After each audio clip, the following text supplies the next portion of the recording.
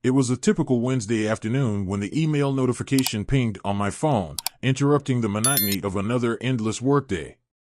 I glanced at the screen, expecting the usual flood of reports and meeting requests, but instead, a name I hadn't seen in years appeared in the sender line: Mike Henderson. My old college buddy. We hadn't spoken much since life took us down different paths, jobs, families, the usual, but seeing his name brought a flood of memories, especially the fishing trips we used to take back when life was simpler. Curiosity piqued, I opened the email. Mike had written a short but intriguing message. "Hey Rob, it's been a while. I've been thinking about our old fishing trips and how much we used to love getting out on the water. I've found a spot I think you'd love, quiet, secluded, and full of fish just waiting to be caught. How about a weekend away, just like old times? I've got all the gear, just bring yourself. Let me know if you're in." A slow grin spread across my face as I reread the message. It had been too long since I felt the weight of a rod in my hands or the thrill of reeling in a big catch. The thought of escaping the daily grind, endless emails, meetings, and the constant hum of city life was more tempting than ever. Mike's invitation felt like a lifeline, a chance to reconnect with a part of myself I hadn't realized I missed so much. I could already picture the scene, the two of us sitting in a boat on a still lake, the sun rising over the horizon, the only sounds being the gentle lapping of water against the hull and the occasional splash of a fish breaking the surface. It was exactly what I needed. I leaned back in my chair, imagining the conversations we'd have, the easy banter, the laughter, the way we'd pick up right where we left off. Mike and I had shared some wild times in our youth, and the idea of reliving even a small part of that was exciting. Without overthinking it, I replied to his email. "Count me in, Mike. Can't wait to catch up and cast a line. Let me know the details." As soon as I hit send, I felt a surge of anticipation I hadn't experienced in a long time. The day-to-day responsibilities that usually weighed on me felt lighter. A fishing trip might seem like a small thing, but to me, it represented something much bigger, a chance to break free, even if just for a weekend, and rediscover a part of myself that had been buried under years of obligations. I started making mental notes of what I'd need to pack. Mike said he had the gear covered, but I'd still bring my lucky hat, the one I wore on every successful trip we had back in the day. I couldn't wait to get out there, away from everything, and just fish. The days leading up to the trip passed in a blur of excitement and anticipation. I spent every spare moment thinking about the upcoming adventure, eager to escape the daily grind and reconnect with Mike. But first, I had to prepare. The night before the trip, I found myself in the garage, rummaging through old boxes of fishing gear that hadn't seen the light of day in years. The familiar scent of rubber boots and tackle boxes filled the air as I pulled out my old fishing rod, the same one I'd used on countless trips with Mike years ago. It was a little dusty but still in good shape. Next, I found my tackle box, the compartments filled with lures of all shapes and colors, each one holding a memory of a different catch.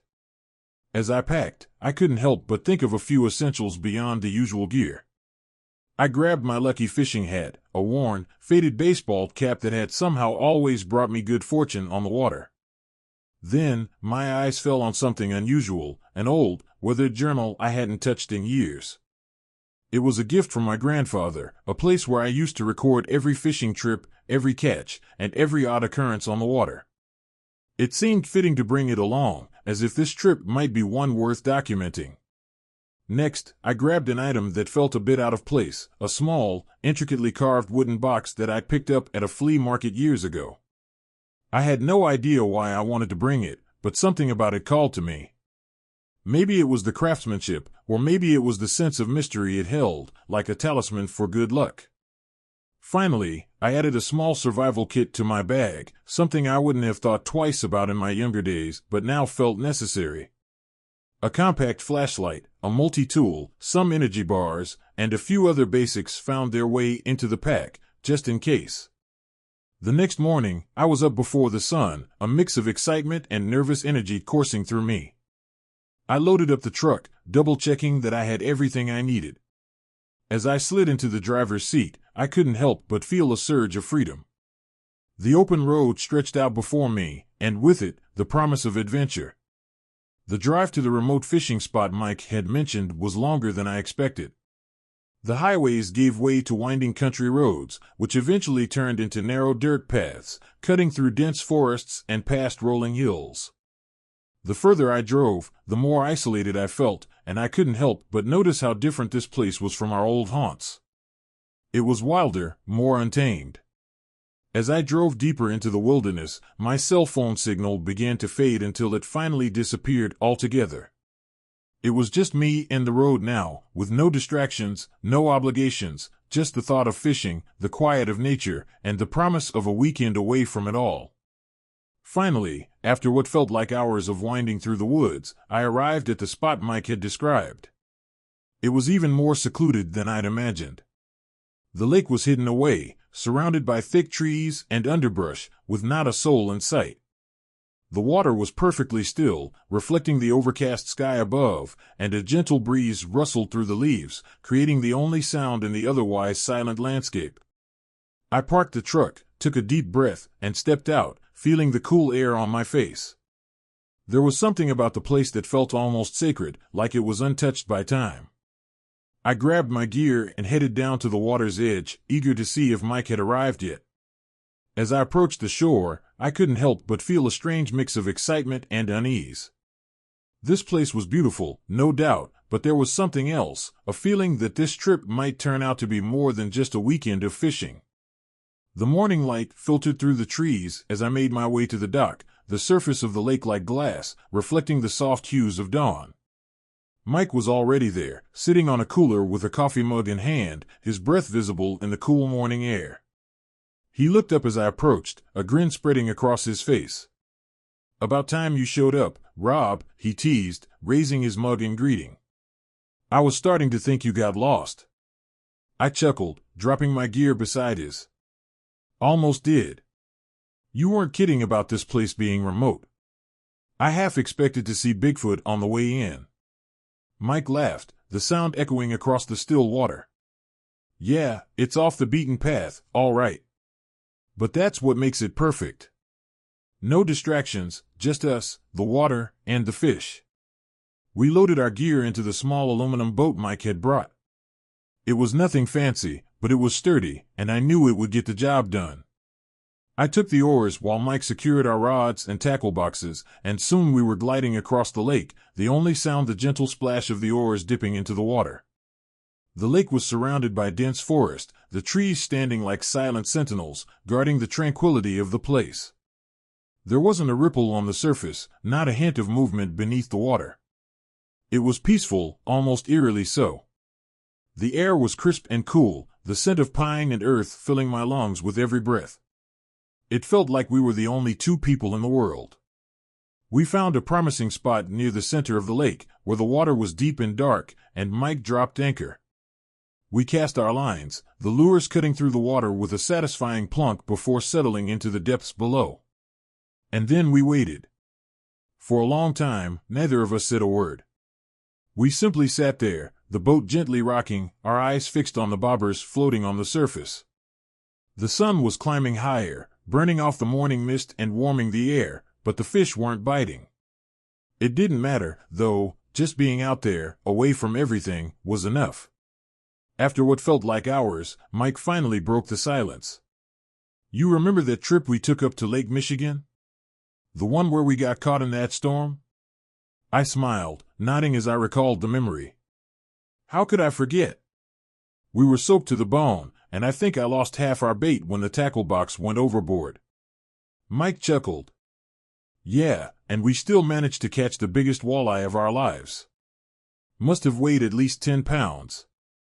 "It was more like 6, I corrected, grinning. "But sure, we'll go with 10. We both laughed, the sound lightening the mood as the morning wore on. The banter came easy, as if no time had passed since our last trip. It was like slipping into an old, comfortable pair of shoes, familiar and reassuring. Despite our best efforts, the fish weren't cooperating. We tried different lures, different depths, even different spots around the lake, but it seemed like the fish had all decided to take the day off. By noon, we were still sitting on empty lines, but neither of us was bothered. The day was warm, the company was good, and there was no place I'd rather be. Maybe they're just not in the mood, Mike said, reeling in his line for what felt like the 100th time. Or maybe we're just rusty. Speak for yourself, I replied, checking my bait before casting out again. I'm just giving them a chance to catch their breath before I reel in the big one. Mike said with a smirk, leaning back in his seat. Well, if you do, make sure to wake me up. I might take a nap while you work on that. The hours slipped by in comfortable silence, broken only by the occasional quip or memory from trips past. The sun was high in the sky, its rays sparkling on the water, but still, the fish eluded us. And yet, the lack of bites didn't dampen the day. There was something calming about the steady rhythm of casting and reeling, the gentle rocking of the boat, and the distant call of birds in the trees. As the afternoon stretched on, we decided to take a break and head back to shore for lunch. The boat glided back across the lake, the same way we'd come, but this time with the sun at our backs. We hadn't caught a thing, but it didn't matter. The day was still young, and the simple pleasure of being out on the water, sharing stories and silence with an old friend, was worth more than any fish we might have reeled in.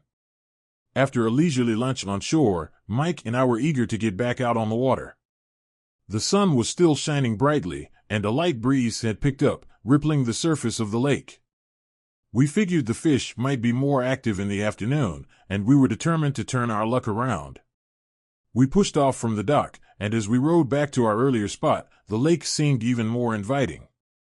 The air was warm, the sky clear, and it felt like the perfect day to catch something big. But as we settled into our rhythm, casting our lines and waiting patiently, I noticed the breeze had started to pick up. What began as a gentle wind was slowly turning into something more forceful. The once calm water began to stir, small waves lapping against the boat with increasing intensity. "Wind's picking up," Mike commented, squinting at the horizon. He wasn't wrong. The trees along the shore swayed, and the sky, which had been a bright, cloudless blue all morning, was now streaked with dark, ominous clouds creeping in from the west. "Didn't think there was any bad weather in the forecast," I replied, a hint of concern creeping into my voice. The change had come on so suddenly, catching us both off guard. Mike frowned, glancing up at the sky. Neither did I. "But it looks like things are about to get interesting." As if on cue, the wind picked up even more, whipping across the lake and sending a chill down my spine. The temperature seemed to drop by the minute, and the once peaceful lake began to feel menacing. The waves grew choppier, and the boat rocked more violently with each passing minute. "Maybe we should head back," I suggested, reeling in my line quickly. The sky had darkened considerably, and the distant rumble of thunder echoed across the lake, sending a jolt of unease through me. Mike nodded, already pulling up the anchor. "Yeah, let's not push our luck. This storm's rolling in fast."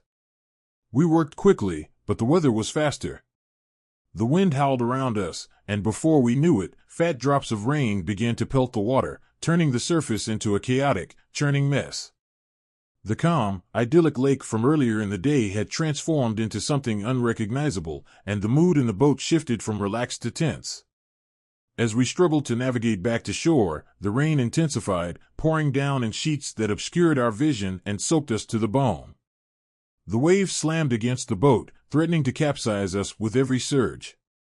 Mike fought to keep us on course, but the storm had other ideas. "This is bad," Mike shouted over the roar of the wind and rain. "We need to find shelter, fast." I scanned the shoreline, but the once familiar trees and landmarks were shrouded in a thick curtain of rain. Everything looked different, and it was nearly impossible to tell where we were. The fog was rolling in too, creeping across the lake like a ghostly veil, making it even harder to see. It felt like we were drifting in a sea of gray, with no clear direction or sense of safety. Suddenly, a flash of lightning split the sky, illuminating the landscape in a blinding white light. It was close, too close. The following clap of thunder was deafening, reverberating through the boat and leaving us both momentarily stunned. "We can't stay out here," I yelled, my voice barely audible above the storm. Mike nodded grimly, his jaw set with determination. "We'll head for that cove we passed earlier," he shouted back, pointing to a spot on the shore that was barely visible through the fog. "It's our best shot." With the wind howling and the rain blurring everything around us, we turned the boat toward the cove. It was a battle against nature. Every stroke of the oars felt like a struggle, every wave a new obstacle. The water was alive with fury, and I could feel the weight of the storm pressing down on us, trying to drag us under. The journey to the cove felt like it took hours, though it was probably only minutes. My muscles ached from the effort, and my heart pounded in my chest, each beat matching the intensity of the storm around us. But finally, we made it. The cove offered some shelter from the worst of the wind and waves, and we beached the boat as far up on the shore as we could manage. We scrambled out of the boat, dragging our gear with us, and took cover under a large overhang of rock. The rain still poured down, but at least we were out of the worst of it. We huddled together, soaked and shivering, as the storm raged on around us. The mood had shifted from excitement and anticipation to a grim sense of survival. The lake, which had seemed so peaceful and welcoming just hours before, now felt like a dangerous, unpredictable force. As we waited out the storm, the adrenaline began to wear off, replaced by exhaustion and a growing sense of unease. This wasn't how we'd imagined the day going. The storm had come out of nowhere, and now we were stranded, wet, cold, and unsure of what to do next. "This wasn't in the brochure," I muttered, trying to lighten the mood despite the situation. Mike managed a weak smile, but his eyes were still scanning the sky, watching the storm with a wary gaze. "Yeah, well, that's the thing about nature, it doesn't care about your plans." We sat in silence for a while, the storm continuing to lash against the rocks around us. It felt like the trip had taken a dark turn, the easy camaraderie of the morning replaced by a tense, uncertain atmosphere. We were no longer just two friends out for a day of fishing, we were now two men caught in the wild, at the mercy of forces far beyond our control. And as the storm continued to rage, I couldn't shake the feeling that this was only the beginning. The storm finally began to ease as evening approached, the wind dying down to a steady breeze and the rain tapering off into a soft drizzle. Mike and I sat huddled under the rocky overhang, our clothes damp and our spirits low, watching as the last of the dark clouds rolled away, revealing a sky streaked with the fading colors of sunset. The lake, once a raging beast, had calmed, the water now shimmering in the twilight, as if the storm had never happened. "Well," Mike said, breaking the silence, "the weather's finally cooperating. What do you say we give it one more shot?" I looked out at the lake, my hand still trembling slightly from the earlier ordeal. Part of me wanted to call it a day, pack up, and head back to the safety of the campsite. But there was another part of me, the part that had been yearning for a break from the mundane, craving adventure, that refused to give up. We hadn't come all this way to leave empty-handed. "Let's do it," I said, determination creeping back into my voice. With renewed energy, we dragged the boat back into the water and pushed off from the shore. The lake was eerily quiet now, the only sound the gentle lapping of the water against the hull as we paddled back out to our spot. The air was cool and crisp, the scent of rain lingering in the breeze. It felt like a fresh start, a chance to redeem what had so far been a challenging day. As we settled into our rhythm, the sky continued to clear, revealing a canopy of stars beginning to twinkle above. The peacefulness of the scene was almost surreal after the chaos of the storm. Mike and I exchanged a glance, both of us silently agreeing that this was our moment. We cast our lines once more, the lures plunking softly into the water. The calmness of the lake was almost hypnotic, and for a while, we simply sat there, content to let the evening unfold around us. Then, just as I was beginning to relax, I felt a sharp tug on my line, so sudden and forceful that it nearly pulled the rod out of my hands. "Whoa! I've got something!" I shouted, my heart leaping into my throat. Mike's head snapped around, his eyes widening as he saw my rod bend under the strain. "That's a big one. Keep the tension, don't let it slack." My adrenaline surged as I tightened my grip, every muscle in my body tensing as I fought to control the rod. The fish on the other end was powerful, darting and pulling with a strength that took me by surprise.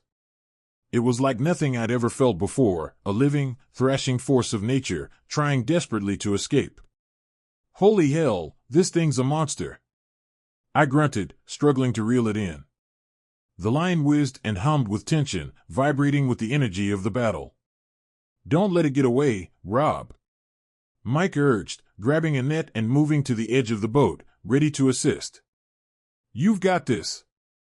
The boat rocked as the fish continued to fight, pulling us in circles, testing every ounce of my strength and skill.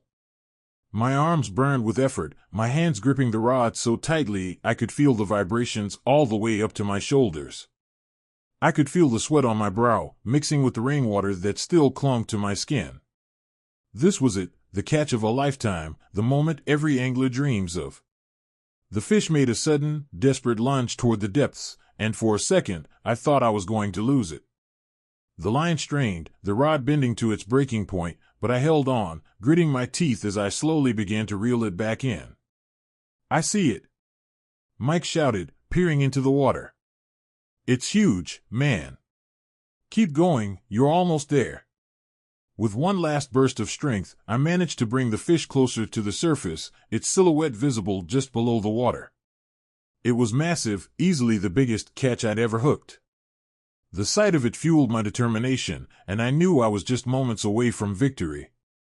But then, just as quickly as the battle had begun, disaster struck.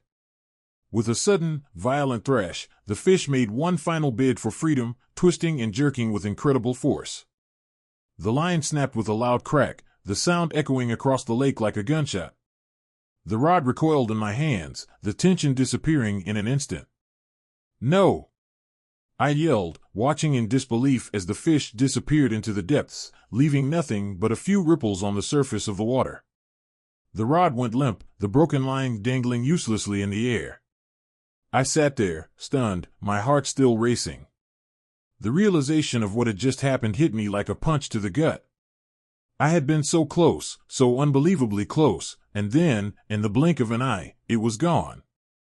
Mike was silent for a moment, his mouth hanging open in shock. Then, slowly, he lowered the net and sat back down, letting out a low whistle. Man. That was something else. I didn't say anything, just stared at the water, my mind reeling from the loss. The disappointment was crushing, a bitter taste in my mouth that wouldn't go away. I had hooked the fish of a lifetime, and it had slipped through my fingers. For a long time, neither of us spoke. The boat drifted aimlessly, the gentle rocking a stark contrast to the adrenaline-fueled chaos of moments before. The night was quiet again, but the serenity now felt mocking, as if the lake itself was taunting me. But as the initial sting of failure began to fade, something else took its place, a burning determination. I wasn't about to let that fish get the last laugh. Not after everything we'd been through. Tomorrow, I said finally, breaking the silence. Tomorrow, I'm going to catch that damn fish. Mike looked at me, a slow smile spreading across his face. Damn right you are. We both knew the odds were slim, that the fish could be anywhere by now, or might not even bite again. But it didn't matter. I wasn't ready to give up, and neither was Mike. This wasn't just about catching a fish anymore, it was about proving something to ourselves. As we rowed back to shore in the darkness, the air cool against our faces, I felt a new sense of resolve. The day had been tough, filled with challenges and disappointments, but it wasn't over yet. We still had time. And as long as we had that, I wasn't going to stop trying. The next morning, the sun rose slowly over the lake, casting a soft golden light that melted away the last remnants of the storm. Despite the setbacks of the previous day, Mike and I were up early, eager to get back on the water. The loss of that massive fish still weighed heavily on my mind, but it had also ignited a fire in me. Today was a new day, and I was determined to redeem myself. After a quick breakfast, we packed up our gear and set off, rowing toward a different part of the lake that we hadn't explored yet. Mike suggested we try a secluded cove on the far side, a spot that seemed promising and less disturbed than the areas we'd fished before. As we approached, the landscape around us changed. Tall, jagged rocks jutted out from the shore, and the trees grew denser, their branches casting deep shadows over the water. The cove was quiet, almost too quiet, and the air felt heavy with the scent of damp earth and pine. "This looks like a good spot," Mike said, his voice hushed as if not wanting to disturb the stillness. We anchored the boat and cast our lines, settling into the familiar rhythm of waiting. The morning passed in relative silence, with only a few nibbles on our lines, but nothing significant. Despite the slow start, I couldn't shake the feeling that something was different about this place. The cove had a strange atmosphere, like it was holding its breath, waiting for something to happen. As we continued to fish, I noticed something unusual in the water near the shore. At first, it looked like a pile of debris, just some driftwood tangled in the reeds. But as I squinted, I realized there was something more to it. The way the light reflected off the surface made it difficult to see clearly, but I could make out an odd shape, partially submerged. "Hey, Mike," I called, pointing toward the shore. "Check that out. What do you think it is?" Mike turned to look, frowning as he tried to make sense of the strange object. "I don't know, maybe some old fishing gear? Or something that washed up in the storm?" Curiosity got the better of me. I reeled in my line and grabbed the oars, carefully steering the boat closer to the shore. As we approached, the details of the object became clearer. It wasn't just driftwood, it was something man-made, but heavily weathered, almost as if it had been there for years. We beached the boat and climbed out, wading through the shallow water to get a closer look. The object was a large, waterlogged crate, half buried in mud and tangled in a mess of roots and reeds. The wood was dark and splintered, with metal bands rusted and corroded by time. Whatever it was, it looked like it had been there for a long time. "Should we open it?" Mike asked, his voice tinged with excitement and a hint of apprehension. "Yeah, let's see what's inside," I replied, feeling a mix of curiosity and unease. There was something about the crate that didn't sit right with me, but I couldn't resist the urge to uncover its secrets.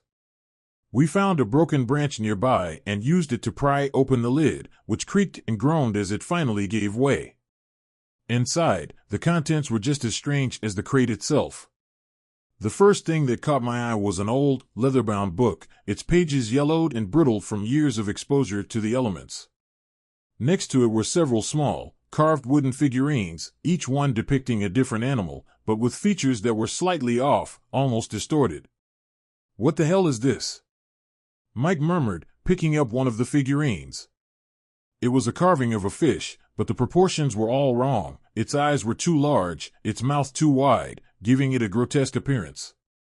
I picked up the book, carefully opening it to the first page. The writing was faded, almost illegible, but I could make out some of the words, Latin, I thought, though I couldn't be sure. The pages were filled with diagrams and symbols, all of them strange and unfamiliar, like something out of an old, forgotten myth. "This is weird," I said, flipping through the pages. The further I went, the more disturbing the images became, drawings of bizarre creatures, twisted and unnatural, alongside notes that seemed to describe rituals or incantations. It was unsettling, to say the least. Mike leaned over my shoulder, his brow furrowed in concern. "This is some creepy stuff, man. Maybe we should leave it be." I hesitated, feeling the same unease growing in the pit of my stomach. But something compelled me to keep looking, to understand what we had stumbled upon. "Let's take it back to camp. We can look at it more closely there."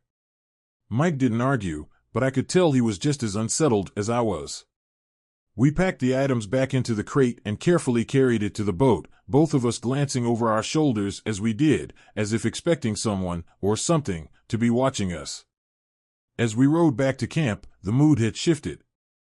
The excitement of the morning was gone, replaced by a growing sense of dread.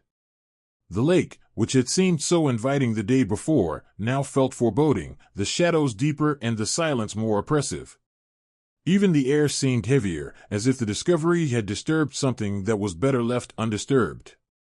When we finally reached the campsite, we placed the crate under a tarp to keep it dry, neither of us eager to delve into its contents right away. The strange discovery had cast a shadow over the trip, one that neither of us could ignore. That night, as we sat by the fire, we didn't talk much, both of us lost in our own thoughts. The flames crackled and popped, but the warmth didn't reach us. I couldn't stop thinking about the book, the eerie carvings, and the feeling that we had uncovered something we weren't meant to find. As I stared into the fire, a chill ran down my spine, and I couldn't shake the feeling that our peaceful fishing trip had taken a dark turn. The lake had secrets, and now, so did we. And I had a feeling that whatever we had discovered was far from over. The following morning, the uneasy tension from the previous day lingered in the air like a heavy mist. The lake, which had once felt like a serene escape, now seemed cloaked in an ominous silence. Even the birds were quiet, as if the entire landscape was holding its breath, waiting for something to happen. Mike and I moved through our morning routine almost mechanically, neither of us mentioning the crate or its disturbing contents. But it was clear that the discovery weighed heavily on both our minds. After a quick breakfast, I found myself drawn back to the tarp-covered crate, unable to resist the urge to examine it further. "I'm going to take another look at that book," I said, trying to sound casual, but Mike's uneasy glance told me he felt the same lingering dread. "Are you sure that's a good idea?" Mike asked, his voice low. "Maybe we should just leave it alone." I hesitated, the logical part of my brain agreeing with him. But something about the book nagged at me, like an itch I couldn't scratch. I just want to see if there's anything we missed. Maybe there's an explanation for all of this. With a reluctant nod from Mike, I pulled back the tarp and retrieved the leather-bound book from the crate. The worn cover was damp and cold to the touch, and as I opened it again, the musty smell of old paper filled the air. I flipped through the pages slowly, taking in the bizarre symbols and unsettling drawings, trying to make sense of them. Then, something caught my eye. On one of the pages near the middle of the book, a small corner of paper seemed to be folded into the binding, barely noticeable. My heart quickened as I carefully pried it loose, revealing a small, brittle piece of parchment hidden between the pages. It was covered in a spidery script, the ink faded and barely legible, but it was clear enough to make out. "Mike, take a look at this," I said, holding the parchment up to the light. He leaned in, squinting at the fragile paper. "What does it say?" I read the words aloud, my voice almost a whisper, "Beware the waters of the forgotten. What was lost shall return, and with it, the curse of the deep." A chill ran down my spine as the words settled in, their meaning unclear but undeniably ominous. The curse of the deep? What do you think that means? Mike shook his head, a deep frown creasing his brow. "I don't know, but it sounds like something we don't want to mess with. Maybe it's just some old superstition." "Maybe," I replied, though the unease in my gut told me otherwise. The note felt like more than just a warning. It felt like a piece of a puzzle, hinting at something much larger, something hidden beneath the surface of the lake. As I pondered the message, I flipped back to the beginning of the book, searching for any other clues we might have missed. That's when I noticed it, a name, scrawled in the margin of the first page, almost faded beyond recognition, E. Whitaker. "E. Whitaker," I murmured, tracing the letters with my finger. The name stirred something in the back of my mind, a vague recollection that I couldn't quite place. Mike looked at me, his expression serious. "That name ring a bell?" "I'm not sure," I admitted, but the more I thought about it, the more the name gnawed at me. It felt familiar, like something I'd heard long ago and forgotten. "We need to figure out who this person is. Maybe they're connected to this place somehow."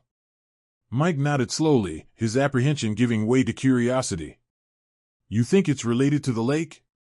"It's possible," I said, though I wasn't entirely sure. "It might explain why this spot feels so off. Like there's something more here that we don't know about." We spent the rest of the morning poring over the book and its cryptic contents, but aside from the hidden message in the name, there was little else to go on.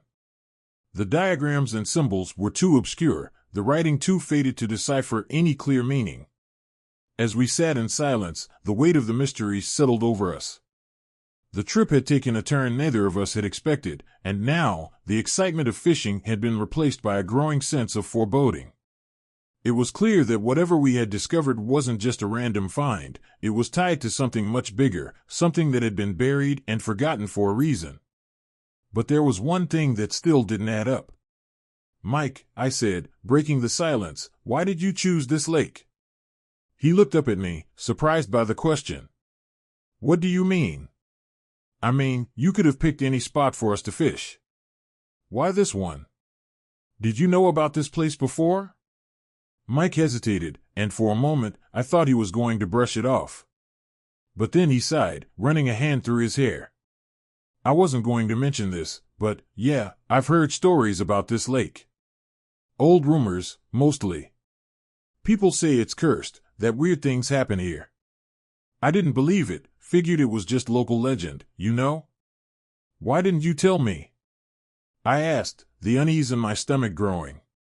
Because I didn't think it mattered, he replied, a note of frustration in his voice. I thought it would be fun, a little adventure. I didn't expect to find all this. The pieces were starting to fit together, but it only deepened the mystery. If Mike had known about the lake's reputation, and we had now found this strange crate with its hidden message, then it was clear that we had stumbled into something far more dangerous than we'd anticipated. But what was the connection? Who was E. Whitaker, and what did they have to do with the curse mentioned in the note? And most importantly, what had we unleashed by opening that crate?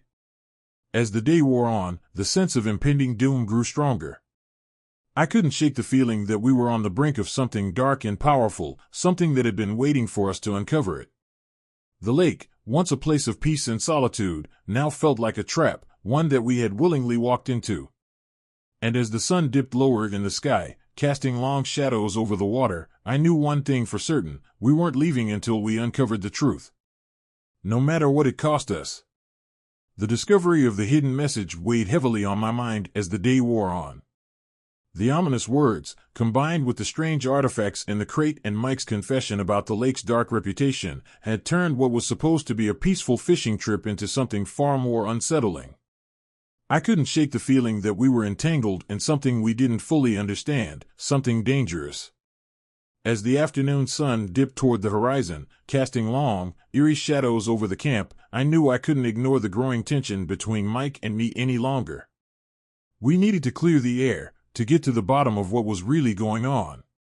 The unease in my gut wouldn't let me rest until I had answers. Mike was sitting by the fire, poking at the embers with a stick, his expression distant. He hadn't said much since our discovery that morning, and the silence between us had become almost unbearable. I took a deep breath and decided it was time to confront him. Mike, I began, trying to keep my tone calm, we need to talk. He looked up, his eyes reflecting the flickering flames. About what? About all of this, I said, gesturing around us. The crate, the message, this lake, everything. There's something you're not telling me, and I need to know what it is. Mike sighed, dropping the stick into the fire. I already told you, Rob. I didn't think the stories about this place were real. I thought it was just old folklore, something to add a little excitement to the trip. I never expected to find that crate or the message inside it. But you knew there was something off about this place, didn't you? I pressed, feeling the frustration rising in my chest. You knew there was a chance we'd run into something weird, and you brought me here anyway. Mike didn't respond immediately, his jaw clenched as he stared into the flames. The silence stretched out between us, heavy with unspoken words. Finally, he looked up, his eyes hard and defensive. Okay, fine, he said, his voice low but edged with tension. Yes, I knew there were stories about this lake. I've heard the rumors about people disappearing, about strange things happening out here. But I didn't think it was real, Rob. I thought it was just that, stories. I figured we'd have a good time, maybe catch some fish, and that would be it. But you didn't tell me, I said, my voice shaking slightly. You didn't give me a choice. Mike's expression softened, but there was still a stubbornness in his eyes. I didn't tell you because I didn't want to freak you out. We've been friends for years, Rob, and I wanted us to have a good time, like we used to. I didn't think it would turn into this. I shook my head, the frustration boiling over. But it has turned into this, Mike. We've found something we shouldn't have, something dangerous, and now we're caught up in it. You put us in this situation, and you didn't even give me the chance to decide if I wanted to be here. The words hung in the air, and for a moment, Mike looked genuinely remorseful. But then his expression hardened again, and he stood up, his posture tense. "Look, Rob," he said, his tone defensive, "I didn't force you to come. You could have said no at any time. I thought we were just going on a fishing trip, and yeah, maybe I didn't tell you everything, but I didn't think it would matter." "But it does matter," I snapped, unable to contain my anger. "This isn't just some harmless trip anymore. There's something wrong with this place, something we don't understand. And now we're in the middle of it because you couldn't be upfront with me."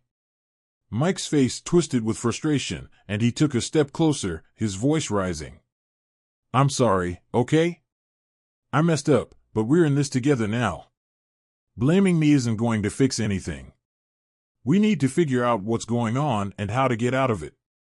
His words hit me like a punch to the gut. He was right, we were in this together, whether I liked it or not.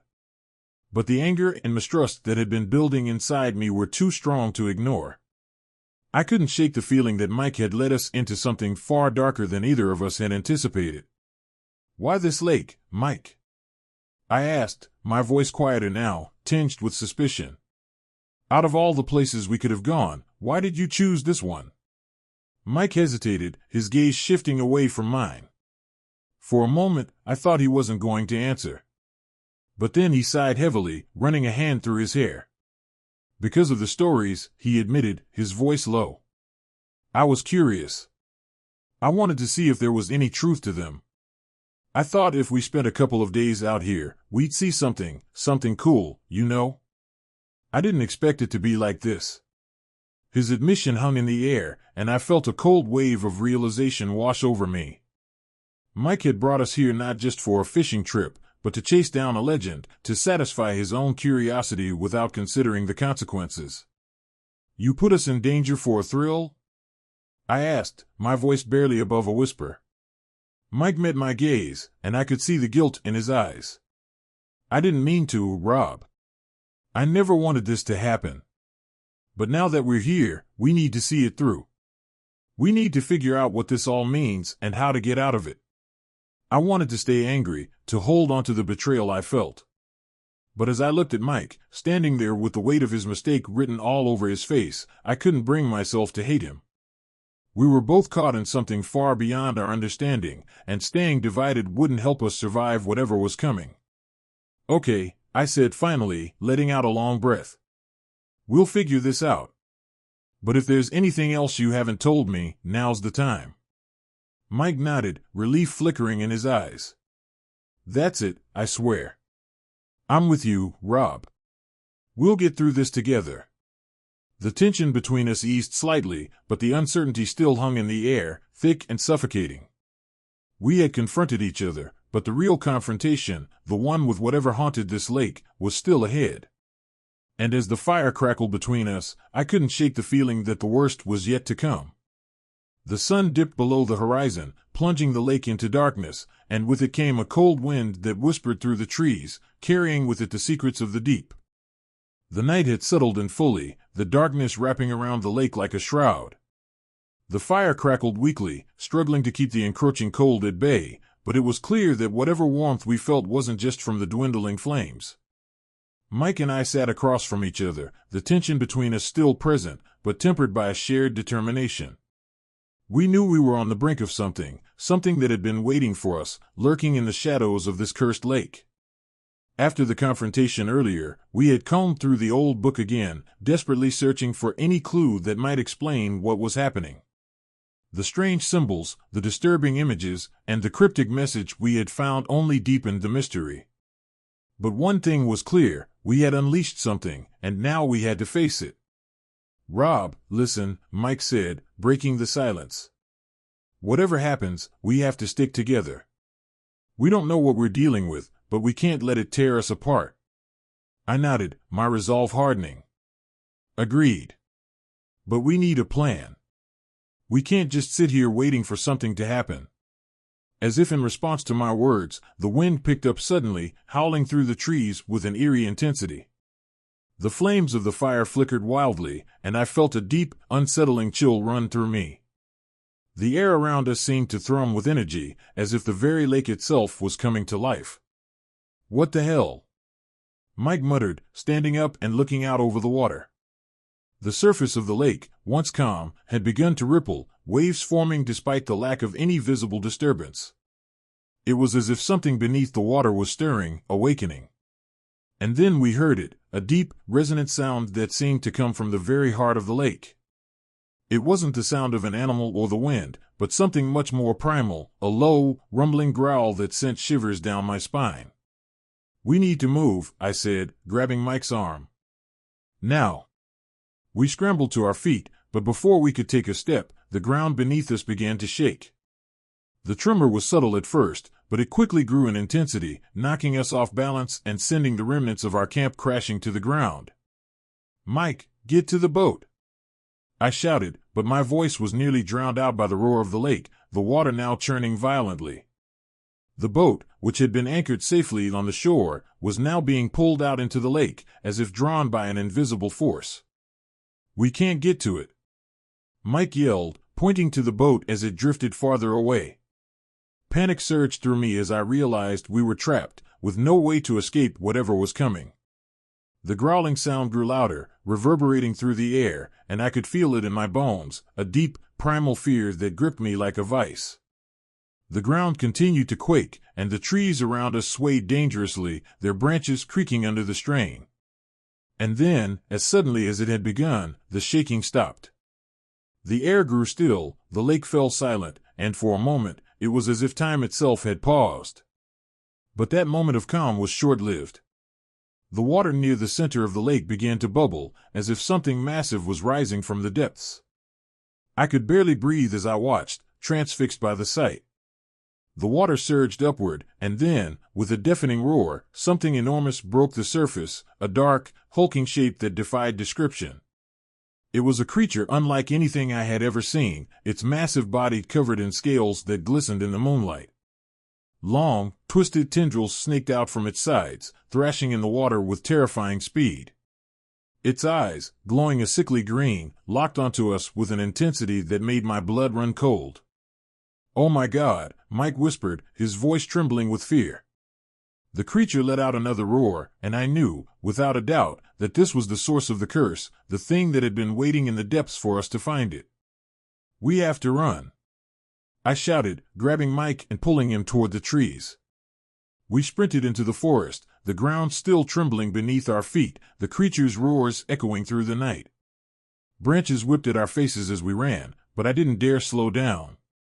My heart pounded in my chest, and my mind raced with fear and adrenaline. We had to find a way to escape, to survive this nightmare, but the forest seemed to close in around us, the trees growing thicker, the path ahead more treacherous.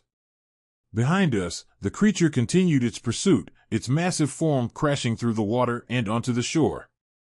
The ground shook with each step it took, and I could hear the snapping of trees as it barreled through the forest, relentless in its pursuit.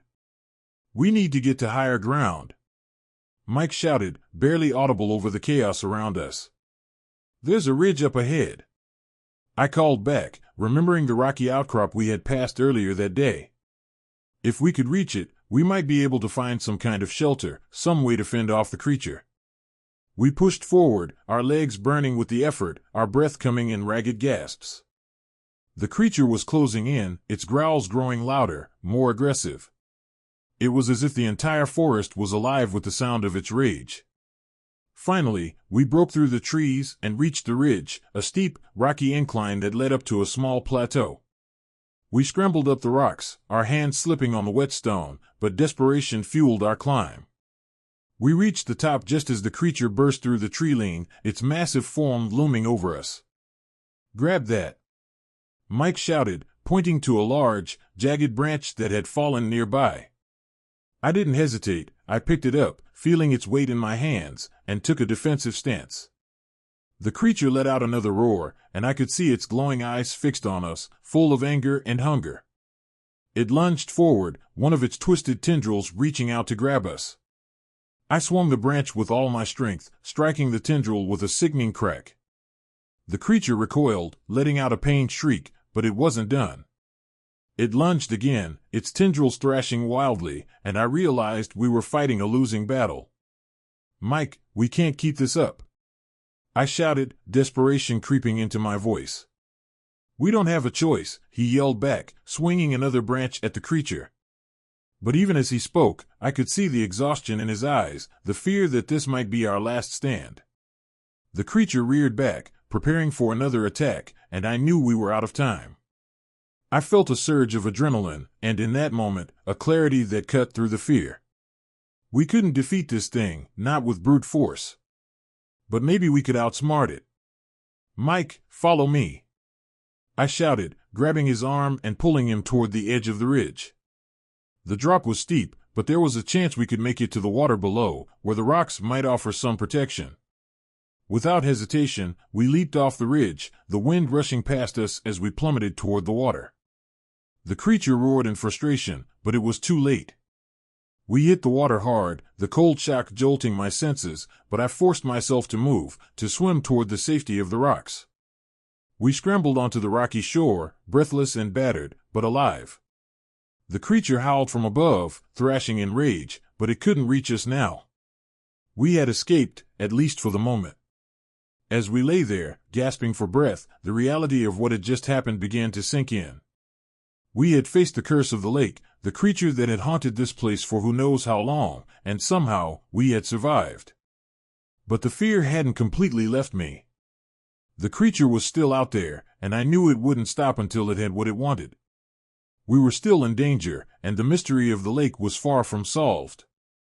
As I looked over at Mike, his face pale and drawn, I knew we couldn't stay here. We had to leave this cursed place, but we also had to make sure that whatever evil lurked here didn't follow us. The final showdown was over, but the fight for our survival, and the answers we desperately needed, was just beginning. The first light of dawn was just beginning to break over the horizon when Mike and I finally made our way back to the shore where we had started this ill-fated trip. The air was cold, and a heavy mist clung to the surface of the lake, as if trying to hide the horrors we had witnessed in the hours before. We were exhausted, our bodies bruised and battered from the night's ordeal, but the sight of our campsite in the distance filled me with a deep, overwhelming relief. We were alive. Somehow, against all odds, we had made it through the night. Our boat was still there, miraculously untouched by the chaos, as if the lake itself had granted us a reprieve. We moved quickly, gathering what little gear we could, neither of us speaking much. The events of the night hung over us like a shadow, too fresh and raw to process fully. But the urgency to leave, to escape this cursed place, drove us forward. As we pushed the boat into the water and climbed in, I couldn't help but glance back at the forest, half expecting to see the creature rise from the depths again. But the woods were silent, the trees standing tall and indifferent, as if the nightmare had never happened. It was almost as if the lake had swallowed up the horror, hiding it away from the world once more. We paddled in silence, the oars cutting through the still water with a quiet rhythm. The mist began to lift as the sun climbed higher, revealing the shoreline and the path that would lead us home. I could feel the tension in my muscles slowly begin to ease, but my mind was still racing, replaying everything we had seen and done. As we reached the other side of the lake, where our truck was parked, Mike finally spoke, his voice rough from the strain. "Rob. I'm sorry. I never should have brought us here." I looked over at him, seeing the regret and exhaustion etched into his face. There was nothing left of the excitement and curiosity that had driven him to this place, only a deep weariness that mirrored my own. "It's not just your fault, Mike," I said, my voice softer than I expected. "I made the choice to come too. We couldn't have known what was really out here. But we got out. That's what matters." Mike nodded, but I could tell the guilt still weighed heavily on him.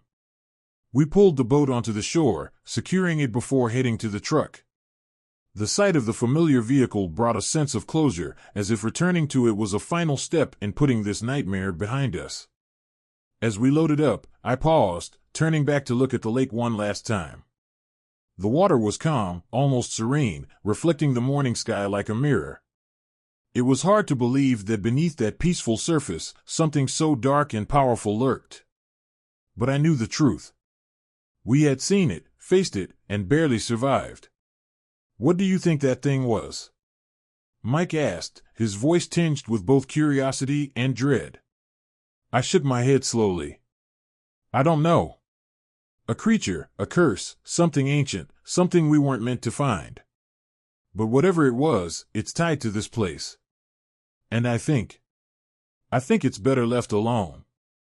Mike didn't respond, but I could see the agreement in his eyes. We had uncovered a piece of the mystery, but there were still so many questions left unanswered. Who was Whitaker? What had happened here all those years ago to give birth to such a nightmare? And what would become of the lake now that we had disturbed its terrible secret? As we climbed into the truck and started the engine, I felt a deep weariness settle over me. The drive home was quiet, both of us lost in our own thoughts. The road wound through the forest, the trees eventually giving way to open fields and the familiarity of civilization. But the tension in my chest didn't fully dissipate. I knew that even as we returned to the safety of our everyday lives, the events of this trip would stay with us, etched into our memories like a scar. As we drove, I found myself reflecting on what I had learned. This trip had started as a simple escape from the pressures of life, a chance to reconnect with an old friend and enjoy the peace of nature. But it had turned into something much more, a confrontation with the unknown, a test of our courage and trust in one another. And while we had survived, we were not the same men who had set out just days before. I thought about Mike and the bond between us that had been strained but ultimately strengthened by the ordeal. We had faced our fears together, and in doing so, had come to understand the weight of the choices we make, their impact not just on ourselves, but on those around us. I couldn't blame Mike for wanting to chase the thrill, but I knew now that some mysteries were better left unexplored. As we approached the outskirts of town, the sun fully risen now, I felt a strange mix of relief and unease.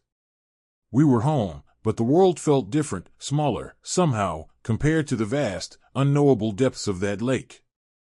I wondered if I would ever be able to look at the water the same way again, or if I would always feel that lurking fear, that reminder of what we had encountered.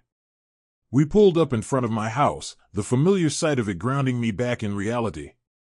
Mike turned to me, his expression tired but sincere. "Thanks for sticking with me, Rob," he said quietly. "I don't know what I would have done without you out there." I managed a small smile, nodding. We got through it together. That's what matters. As I stepped out of the truck and grabbed my bag, I knew that while this chapter of our lives was closing, the experience would stay with us. It had changed us in ways we couldn't yet fully understand, and I couldn't shake the feeling that the lake, and the creature within it, would never truly let us go. As Mike drove off, I stood on the porch for a long moment, the events of the trip still heavy on my mind. I knew I had to move on, to return to my family and the life I had left behind for this ill-fated adventure. But as I reached for the door, I paused, my hand hovering over the handle. A lingering question gnawed at me, one that would likely never be answered. What else was out there, lurking in the forgotten corners of the world, waiting for someone to uncover it? With a deep breath, I pushed open the door and stepped inside, determined to leave the lake and its mysteries behind. But as I did, I couldn't help but glance back one last time, a part of me still tethered to the unknown, wondering what might have been if we had left well enough alone. And as I closed the door behind me, I knew that while I had returned home, a piece of me would always remain by that dark, haunted lake, forever wondering, forever changed. This is where the story ends. Share your opinion in the comments. Did you like the story?